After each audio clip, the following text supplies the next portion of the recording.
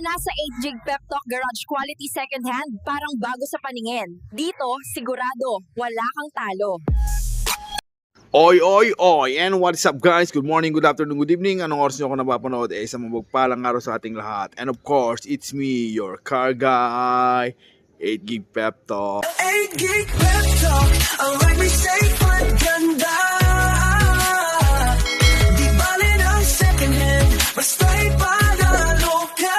Ayan, we are February ready. Ayan, nandito tayo ngayon sa ating munting garahe kung saan matatagpuan dito sa 8 Gig Pep Talk Garage, Burot, Tarlac City. Yan po yung location natin. So kung may mga interested, we are more than willing to serve you, i-assist nyo para makuha nyo yung sasakyan na pinapangarap nyo. So ayun, eto na yung mga unit natin ngayon. Meron tayong mga 5 unit ngayon na available. So ayun, pili-pili na kayo. So eto na yung i-vlog na natin. At tingnan natin kung gaano kakaganda, kung alin dito sa mga sasakyan nyo ang mamimit sa mga hinahanap, pangangailangan nyo at hinahanap nyo sakyan. So sana kahit papano meron kayong mapili. Ayan, sa mga sasakyan na binibenta natin ngayong February. So ayan, still marami pa rin tayong mga keychain. So ayun, although limited siya, ayan, pero meron pa naman tayo. Lahat naman na ngayon pagka kumuha kayo ng sasakyan natin, meron pa tayong mga available na keychain. Kung naghahanap kayo ng mga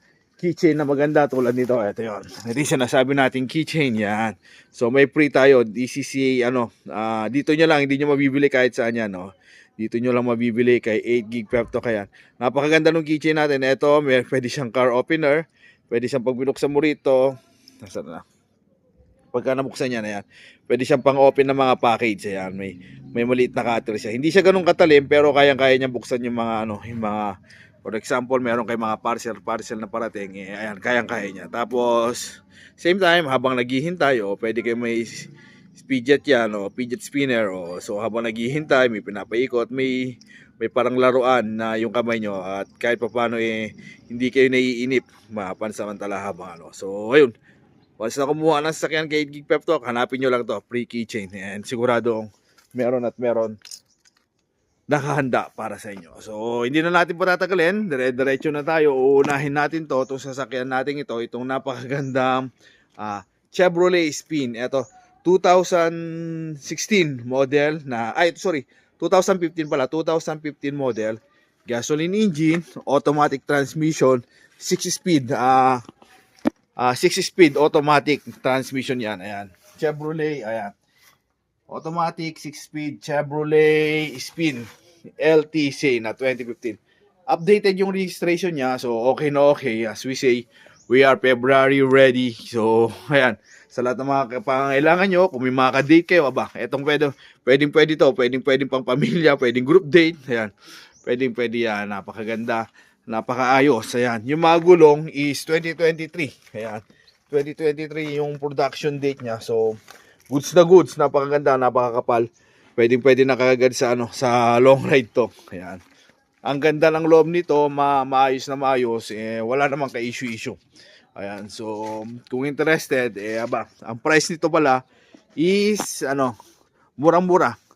255k, very much negotiable. Wag po kayo mag-alala sa presyo. Lahat po na sinasabi ko, wala ka pang kasalanan, hindi ka pa humihingi na pinapatawad na kita. So, pumunta ka, i-check mo, tayo pag-usapan natin. Lahat po naman is asking price lang naman. Hindi po tayo fixed price. And sometimes we do financing. Ayan, kung hindi nyo po kaya, ayan, pwede po sa financing yan. Ito, pwede sa financing yan. Tatlo yung unit natin, pwede financing. Pag-usapan natin pagka punta kayo. So, pero kung magpapuntation, hindi muna. Basta yung kinid ko, yung talagang interested. Kasi medyo hanggang ngayon, yan, yung financing na partner natin, medyo may balance pa sa atin. Kaya medyo nahihirapan din tayo sa when it comes to financing. So, yung mga sure lang na talaga na interested, yung ang pwede nating i-entertain. So, ayan, when it comes to financing. Pero kung cash, walang problema, malaking discount. Mas malaking discount makukuha nyo sa pagka-cash payment kesa sa car financing. So, ayun. Ayan, ulitin ko. Chevrolet Spin LTC 2015 model, gasoline, automatic transmission, 6-speed yan. Napakaganda, napakatulin. Ang price niyan is 255k, very much negotiable. And siyempre, eto. Actually, lahat ng mga to, may mga vlog na. Eto, meron na rin, kaya lang 2 years ago. So, eto, na buyback natin to, bumalik sa atin. Ayan. Actually, napakataas ng price nito nung una. Since, ayan, babae yung nakabili. Although maayos naman, wala naman siyang problema when it comes to engine sa lahat-lahat. Kaya lang, medyo napabayaan niya na siya. So may mga konti ngayon, nagkaroon ng scratches, may mga scratches. Yan lang naman yung issue. Pero when it comes to engine, yung transmission, sa air condition, walang problema. So, okay na okay. So ulit, ito naman yung bago natin. Kadarating lang. Wala pang vlog, yung latest vlog, pero meron na dati. Pero still, ito yung susunod, gagawin natin. So lahat po yan, pag may napili po kayo, and then gusto nyong i-review, may mga sari-sariling vlog po yan. Panoorin nyo lang po kung gusto nyo. Kasi isa kayo, quick vlog lang to, hindi natin papakita yung mga loob. I-introduce ko lang muna sa inyo. Then, kung may gusto kayong i-replay, panoorin kung paano yung loob, yung makina, lahat-lahat. Meron po lahat na itong mga to. So, ito lang yung wala pa muna.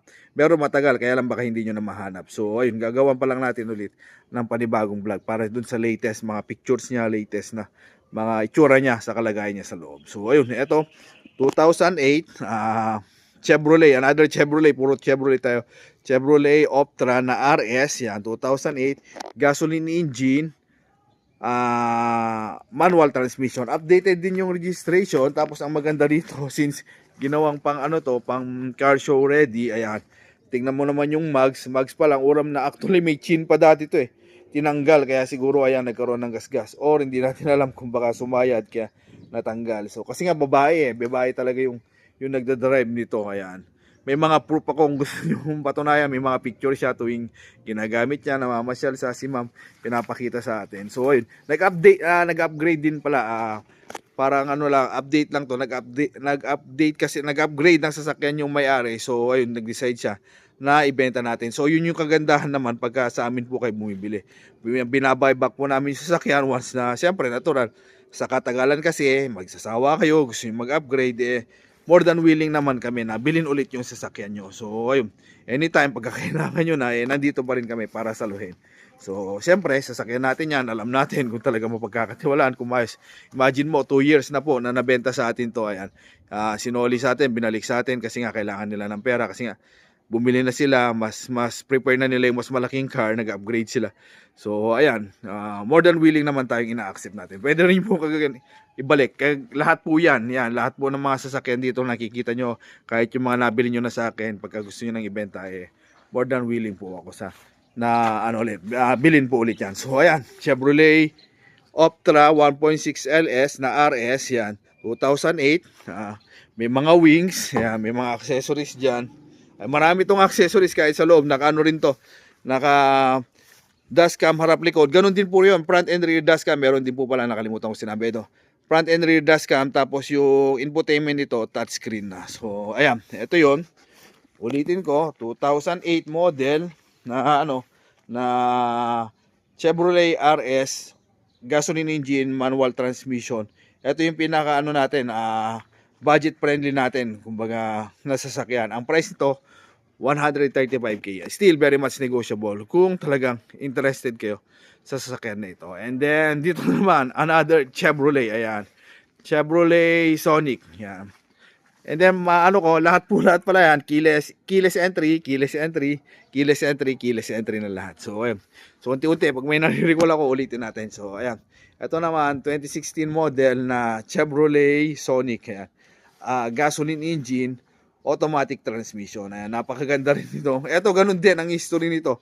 Actually, nakuha naman natin to ng swap. May vlog na rin to. Nakuha naman natin ng swap. And then, all of a sudden, yung may-ari naisip na biglang nangangailangan. So, ayan, tumutulong tayo ngayon. So, ayan, kinuha naman natin. Kaya lang ang gusto niyang price, kung magkano niya nabili, ganun din niya ibabalik. So, pero hindi naman natin kaya. So, sinadjust ko na lang na pwede ko siyang tulungan na ibenta na lang. So ayan, binebenta natin ulit tong Chevrolet Sonic na na 2016 model. Napakaganda. Gagawan ulit natin to ng panibagong vlog since ayun nga, pero ayan, unahin muna natin siguro to, tapos isunod natin to kasi medyo maano na yung medyo matagal na yung mga vlog nito, so baka mahihirapan kayo. Pero meron na po lahat. Kung may tiyaga kayo, pwede nyo pong i-review lahat. Ayan, 2016, keyless entry, gasoline, automatic transmission. Napakaganda nito, yung remote niya.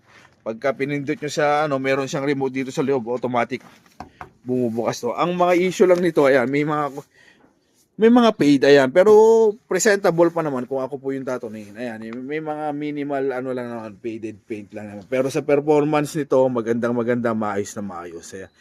Last time, may pumunta rito, nagdala ng, kumisa na yan, sinasabi ko magdala ng mekaniko yung, although, tama naman, na-scan, lahat-lahat, all goods naman. Kaya lang ang problema natin is, ayan, nung ina-RPM niya, isa rin tayo na hindi naman alam, at least buti na lang nalaman din natin na hindi siya lumalampas ng 3,000 na 3,000 RPM niya. So sinabi nung mekaniko na low power siya. So ako rin mismo, inaamin ko rin po, hindi ko na po sinisisi yung mekaniko.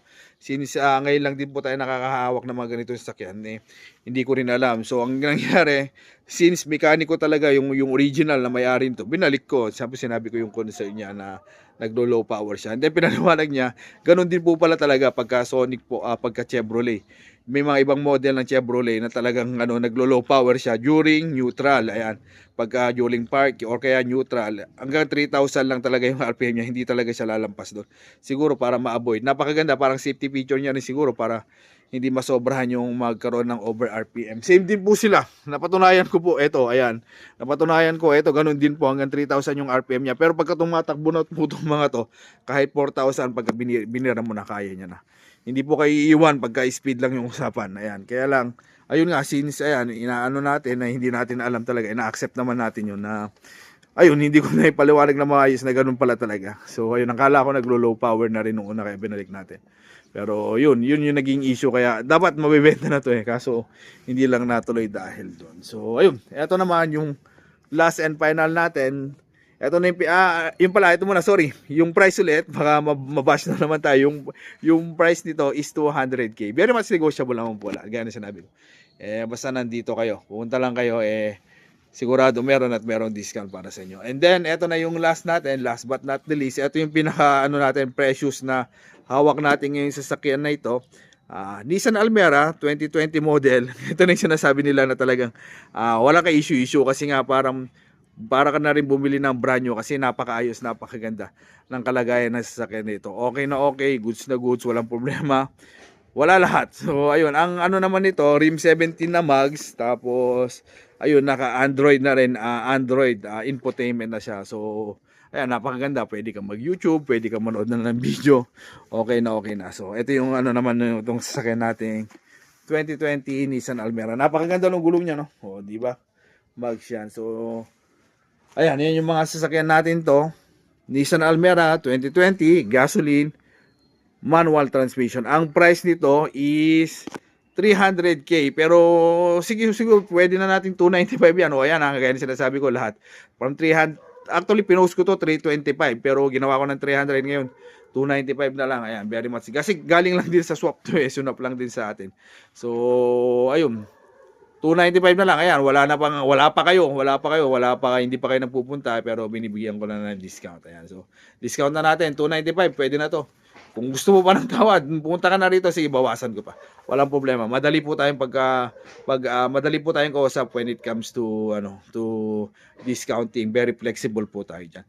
Ang office po natin, open po tayo from 8 AM to hanggang 10 PM ng gabi. Ngayon, kung sarado na kami, hindi nyo kaya o kaya gusto nyo na mas maaga, 6 PM, give us a call or remind nyo lang kami, ma-advise nyo lang kami ng mas maaga. Kung kailangan nyo ng 4 AM ng madaling araw, tumawag lang. Basta advance call lang po kayo. Is open po kami 24 hours. Basta advance call. Pero yung ordinary namin, office hour po namin is 8 o'clock to 6 or 8 to 8 or 10. Pwede po tayo. Very flexible po tayo pagka oras yung usapan. Anytime po tayo is pwede tayo. Basta naka-advance po kayo ng tawag. So, ayun. Muli, ang inyong lingkod, 8Gig Pep Talk, nagpapaalala na pagkabibili ng sasakyan, ayun, magdala po talaga kayo ng mapagkakatiwalaan yung mekaniko para hindi po tayo magkaproblema sa mga sasakyan na binibili nyo.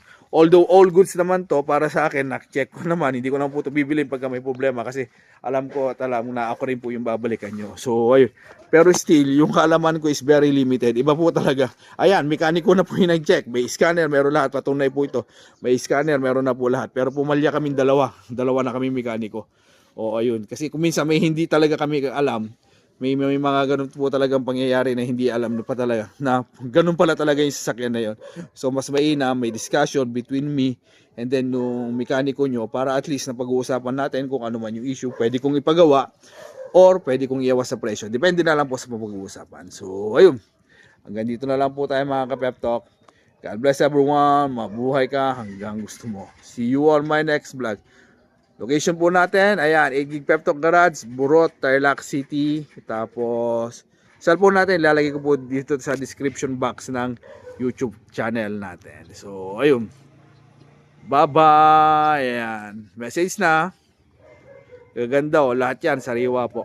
Wala po talagang problema. Bye-bye.